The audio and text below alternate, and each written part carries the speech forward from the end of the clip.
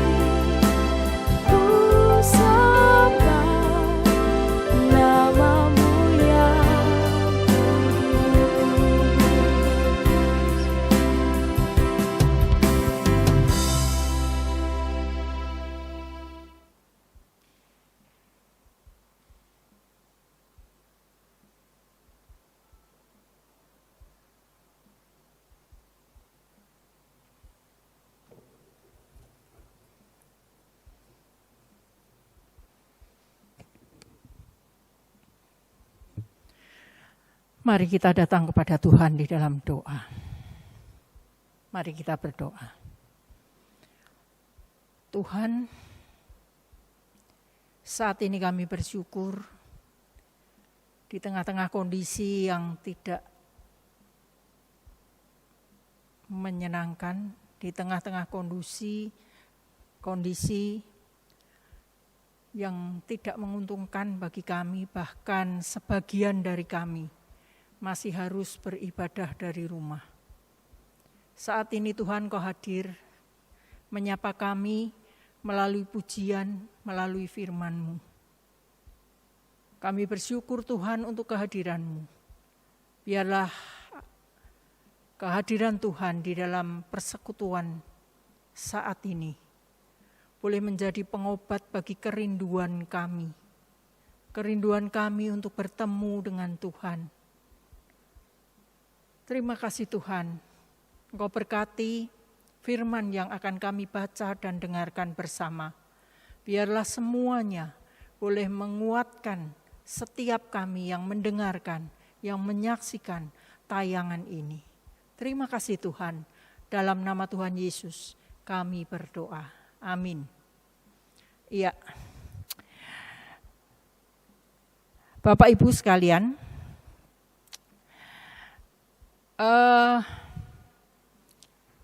mungkin Bapak Ibu masih ingat lagu yang baru saja kita dengarkan.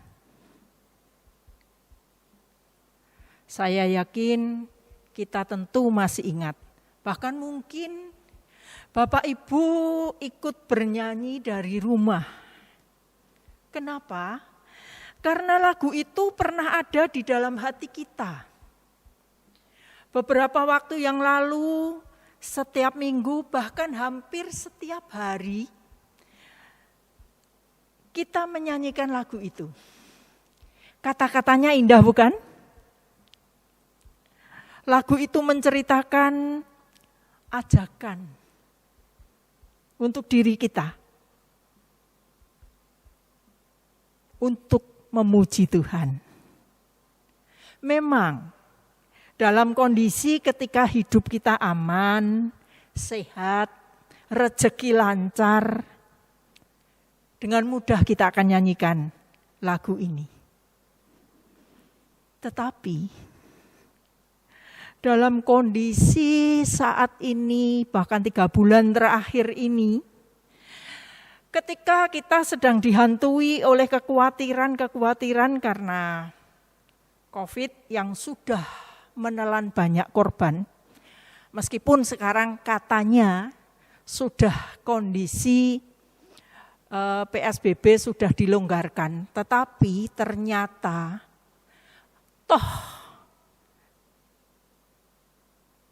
orang yang terinfeksi terus bertambah juga. Atau mungkin di saat penghasilan kita merosot, sementara kebutuhan hidup meningkat, terutama bagi kita orang tua yang punya anak-anak masih sekolah atau kuliah. Ini banyak dikeluhkan. Sekarang harus ekstra keluar uang untuk membeli kuota internet. Karena anak-anak kita harus belajar dari rumah dan menggunakan internet. Ini satu kesulitan tersendiri. Belum lagi dulu ketika kita kita sakit flu, batuk, pilek, kita bisa ke dokter dengan tanpa was-was. Sekarang jangankan kita, dokternya saja juga was-was. Teman saya beberapa hari yang lalu cerita, mereka sekeluarga punya dokter keluarga, dan kemudian pada saat itu salah seorang di antara anggota keluarga ini sakit.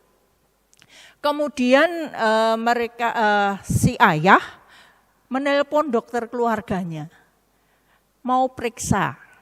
Tetapi apa kata dokternya? Maaf, Bapak tidak usah ke sini, cukup lewat telepon, ceritakan apa keluhannya. Tidak usah ke sini Bapak, tidak usah anaknya dibawa ke sini atau ibunya dibawa ke sini. Cukup cerita lewat telepon, nanti saya berikan resep dan obatnya. Nah, kemudian ketika Bapak ini datang ke tempat praktek sang dokter, ternyata di pintu pagar susternya sudah menunggu dengan satu tas kresek. Bapak ini obatnya, jadi jangankan masuk, memberikan obat saja lewat pintu pagar, sudah dikresek, silahkan pulang. Pertanyaannya lah, kalau dokternya saja sekarang ini juga masih was-was, bagaimana dengan kita yang orang awam? Padahal COVID-19 ini mau selesai kapan, berakhirnya kapan kita belum tahu. itu masih sangat tergantung oleh banyak faktor. Nah, dalam kondisi seperti ini, apakah nyanyian ini masih menjadi nyanyian kita yang kita nyanyikan setiap waktu? Pujilah Tuhan, hai jiwaku. Apakah kita masih mampu menyanyikannya? Mari kita belajar dari pemazmur. Saya ingin mengajak kita membaca dari Mazmur 103. Kita akan baca ayat 1 dan 2. Mazmur 103, kita akan baca ayat 1 dan 2. Pemazmur berkata demikian. Pujilah Tuhan, hai jiwaku. Pujilah namanya yang kudus, hai segenap batinku. Pujilah Tuhan, hai jiwaku, dan janganlah lupakan segala kebaikannya. Pertanyaan bagi kita, bagaimana kondisi, bagaimana keadaan pemazmur waktu itu? Apakah pemazmur sedang dalam sukacita atau sebaliknya? Kalau kita belajar tentang pemazmur, maka kita akan melihat satu perjalanan hidup yang naik turun, bahkan tidak jarang pemazmur harus mengalami tekanan, ancaman, baik dari orang lain maupun dari orang-orang terdekatnya. Tetapi satu hal yang kita belajar dari pemazmur, dikatakan di sana, dia tetap dengan penuh syukur dan sukacita. Dia mengatakan, pujilah Tuhan, hai jiwaku. Ada dua kata yang kita mau perhatikan. Yang pertama adalah pujilah Tuhan, hai jiwaku. Lalu kata yang kedua adalah jangan lupakan segala kebaikannya. Pujilah Tuhan, hai jiwaku. Seolah-olah pemazmur ingin mengajak kita yang membaca dan mendengarkan untuk memuji Tuhan, mengajak diri kita sendiri untuk memuji Tuhan. Ketika pemazmur di dalam keadaan tekanan, terancam, yang keluar dari mulut pemazmur adalah pujilah Tuhan, hai jiwaku. Bapak Ibu sekalian, ini mengajarkan kepada kita, kadang-kadang kondisi di luar diri kita tidak sesuai dan tidak senyaman yang kita rasakan. Seperti saat ini, di mana ketika keadaan di sekitar kita tidak lagi menjadi sesuatu yang nyaman bagi hidup kita. Kita keluar rumah sudah merasa was-was. Kita mau pergi sudah ketakutan. Karena kita menghadapi virus yang tidak kita lihat, tetapi yang tiba-tiba bisa menyerang kita. Dan dalam kondisi seperti itu, kita akan dengan mudah kemudian merasa tertekan. Kita dengan mudah merasa ngelokro. Dan akibatnya, dokter bilang, itu yang akan menjadikan kita rentan terhadap penyakit. Tetapi pemazmur mengajarkan kepada kita, ketika kondisi di sekitar kita ini tidak lagi nyaman, ketika kondisi di sekitar kita ini membuat kita takut, maka satu hal yang dilakukan oleh pemazmur adalah memotivasi dirinya sendiri. Dia mengajak batinnya sendiri, dirinya sendiri untuk dalam keadaan kepepet seperti ini. Mari, pujilah Tuhan jiwaku. Dan itu diungkapkan oleh pemazmur 2 kali di dalam 2 ayat yang kita baca. Artinya, pemazmur sungguh-sungguh semakin tertekan, semakin dia mengajak, memotivasi, menyemangati dirinya untuk memuji Tuhan.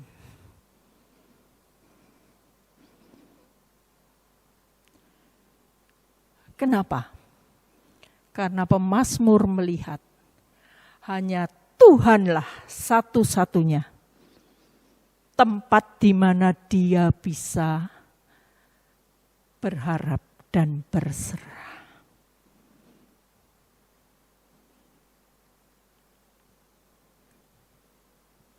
Itulah yang diungkapkan oleh pemazmur. Dia bukan berharap kepada siapapun. Bahkan dia tidak berharap pada dirinya sendiri mampu mengatasi segala tekanan, segala persoalan hidupnya. Tetapi pemazmur mengajak dan mengajar kepada kita, mari kita memuji Tuhan. Batin kita tetap bersyukur dan tetap berharap, tetap memuji Tuhan. Sehingga sekalipun kondisi di sekitar kita tidak menyenangkan, mengkhawatirkan, menakutkan, tetapi kita tetap boleh bersyukur karena ada Tuhan bersama dengan kita. Lalu kata yang kedua dikatakan, jangan lupakan segala kebaikannya. Rupanya pengalaman hidup pemazmur mengajarkan dan mengajak pemazmur dan juga kita semua. Bagaimana Tuhan itu selalu baik di dalam kehidupan si pemazmur. Apa yang Tuhan lakukan dalam hidupnya itu membuat pemazmur kemudian mengatakan jangan lupakan kebaikan Tuhan. Pertanyaan buat kita. Apakah yang sudah kita rasakan dan Tuhan lakukan di dalam kehidupan kita? Kita melihat bagaimana Tuhan sudah mengampuni kita, dosa-dosa kita, akibat kekhawatiran, keraguan-raguan kita. Tuhan mengampuni dan Tuhan mengerti ketika kita di dalam kecemasan. Pemazmur juga mengatakan Tuhan sudah menyembuhkan. Menyembuhkan apa? Kelemahan kita. Ketika orang sakit fisiknya, tubuhnya, lemah tubuhnya, maka dia memerlukan kesembuhan. Tetapi ada penyakit yang sulit disembuhkan. Apa itu? Ketika orang sudah terserang jiwanya, psikisnya. Dan saat ini banyak terjadi di sekitar kita. Karena tekanan hidup, karena tekanan kekhawatiran dan ketakutan membuat orang kemudian bukan sakit fisiknya, bukan tubuhnya yang sakit tetapi jiwanya. Ketakutan menguasai kehidupannya sehingga tidak bisa lagi bersukacita, sehingga kadang-kadang mulai meragukan Tuhan di mana. Tetapi melalui firman Tuhan ini, pemazmur mengingatkan, jangan pernah lupakan kebaikannya. Dia menyembuhkan segala penyakit kita. Kelemahan tubuh kita, Tuhan sanggup sembuhkan. Tetapi juga kelemahan jiwa kita, Tuhan memahami, Tuhan mengerti dan Tuhan sanggup melakukan, menguatkan kita. Jadi ketika pemazmur mengajak kepada kita semua untuk belajar dari dia, belajar dari keyakinannya dan imannya, Dia katakan, pujilah Tuhan hai jiwaku. Sekalipun mungkin di depan, hari-hari di depan mata pemazmur, ancaman, tekanan dia rasakan. Tetapi pemazmur mengajak kepada kita, jangan terfokus, jangan terpusat, memusatkan hidup kita pada tantangan, pada kekhawatiran, ancaman, keadaan di sekitar kita. Semakin di sekitar kita mengkhawatirkan kita, mari semakin kita mendekatkan diri kepada Tuhan. Karena apa? Pemazmur mengatakan, Tuhan itu yang mengampuni kita ketika kita lemah. Tuhan itu yang menyembuhkan ketika kita lemah tubuh, kita lemah hati. Dan Tuhan yang memberi kekuatan kepada kita supaya kita bisa tetap melanjutkan hidup bersama dengan Dia. Bapak, Ibu, Saudara, kondisi kita saat ini memang seperti yang kita rasakan. Semua orang merasakan, bahkan seluruh dunia. Kita tidak bisa lagi mengubah, kecuali Tuhan yang mengubah. Namun dalam kondisi seperti hari ini dan waktu-waktu ini, apa yang kita mau sikapi? Apa yang kita mau pilih dan putuskan dalam hidup kita? Pemazmur mengajarkan kepada kita melalui 2 ayat yang cukup singkat tadi. Untuk kita tidak larut oleh keadaan.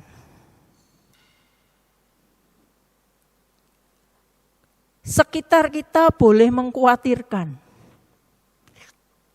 Kondisi ekonomi boleh jatuh. Tetapi dalam keadaan seperti ini, pemazmur mengatakan, pemazmur mengajarkan, ubahlah keadaan. Ubahlah keadaan diri kita, hidup kita dengan semangat kita. Dan itu bisa terjadi karena Tuhan. Sehingga kalau tubuh kita lemah, maka jiwa kita harus kuat. Ketika jiwa kita pun menjadi lemah karena kekhawatiran, karena ketakutan, karena tidak tahu masa depan kita, maka pemazmur mengajarkan iman kita yang harus kuat. Rohani kita harus kuat. Dan hanya di dalam Tuhan kita bisa kuat di dalam iman dan rohani kita. Karena itu melalui 2 ayat di Mazmur 103 ayat 1 dan 2 kita diingatkan. Ketika keadaan di sekitar kita sudah tidak nyaman bagi kehidupan kita, kita harus membentuk, kita harus mengusahakan supaya persekutuan, relasi kita dengan Tuhan menjadi lebih baik. Ketika keadaan sekitar kita mengkhawatirkan, justru kita harus menambah, kita harus lebih sering di dalam bersekutu dan menjalin relasi dengan Tuhan. Supaya apa? Pemazmur tadi mengatakan jangan lupakan kebaikan Tuhan. Keadaan apapun yang kita hadapi, Tuhan itu baik dari dulu, sekarang, dan masa depan kita. Tuhan tetap baik. Dengan kita mengingat kebaikan Tuhan, maka kita akan masih bisa bersyukur kepada Tuhan.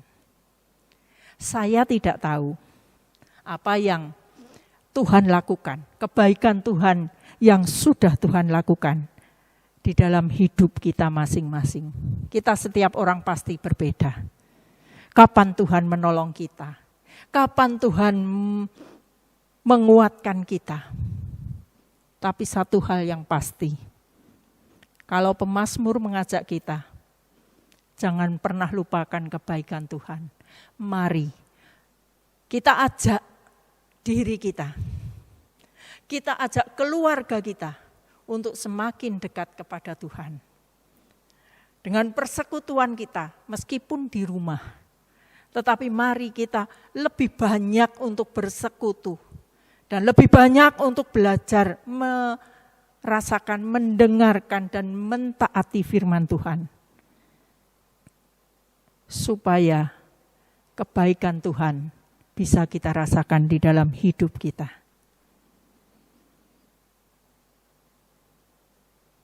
Dan ketika kita bisa merasakan kebaikan Tuhan, maka pujian yang tadi kita nyanyikan bersama-sama akan menjadi pujian kita.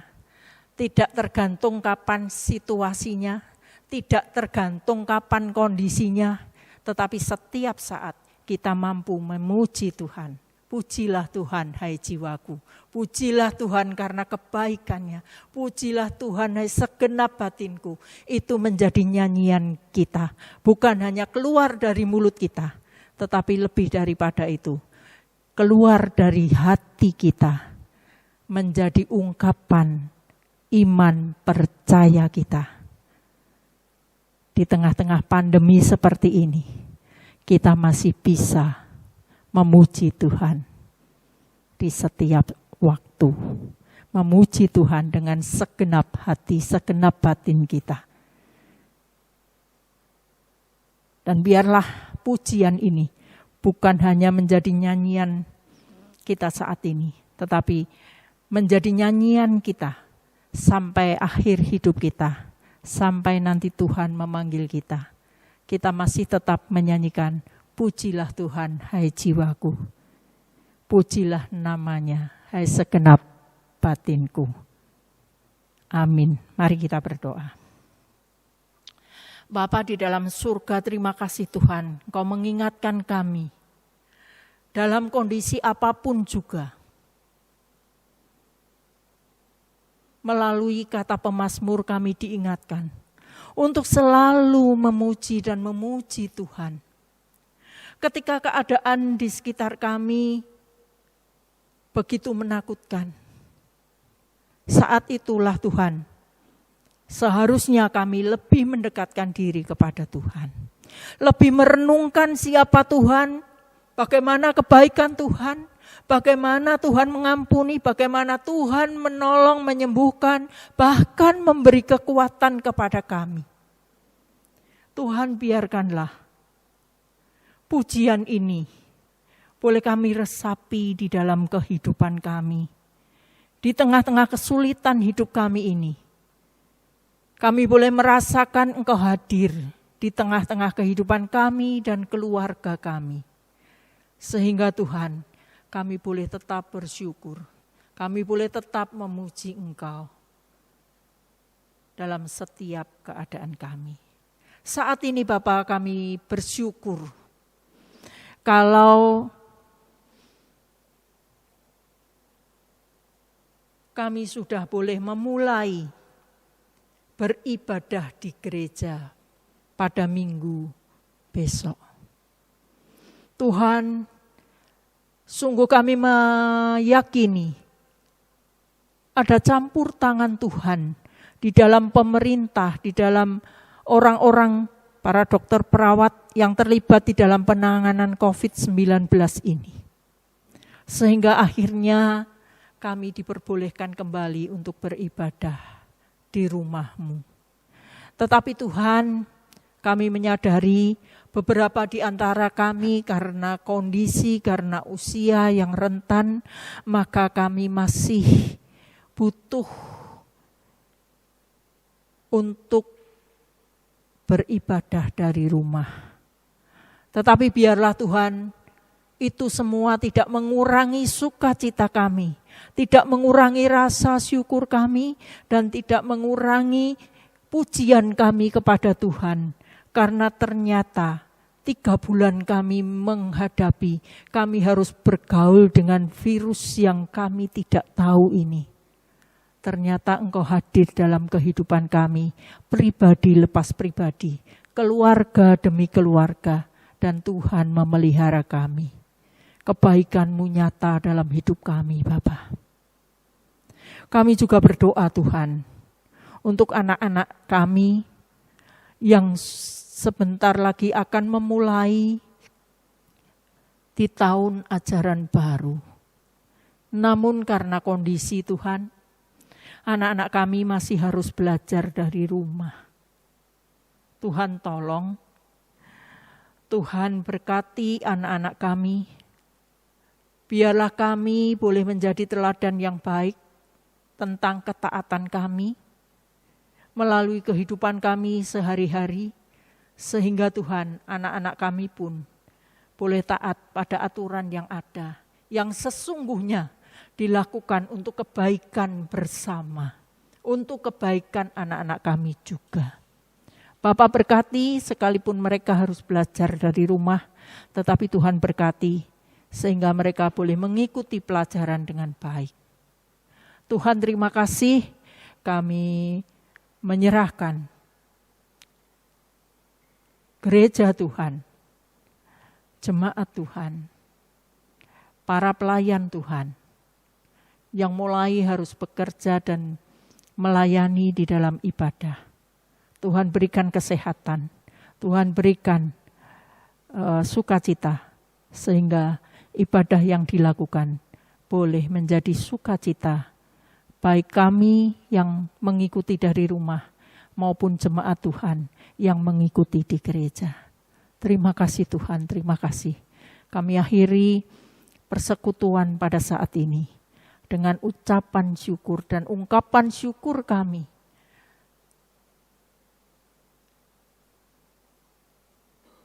kepadamu. Di dalam nama Tuhan, Tuhan Yesus, penolong kami,